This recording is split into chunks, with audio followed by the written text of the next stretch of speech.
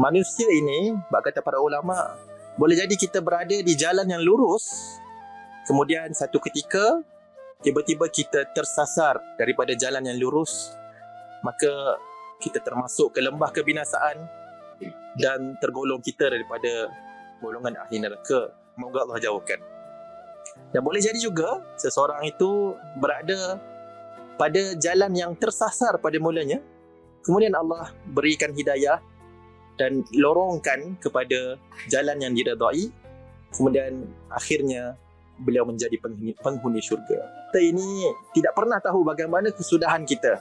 Boleh jadi kita nampak hari ini kita bagus, kawan kita itu taklah bagus mana, tapi siapa tahu, siapa sangka bagaimana kita pada perakhirannya.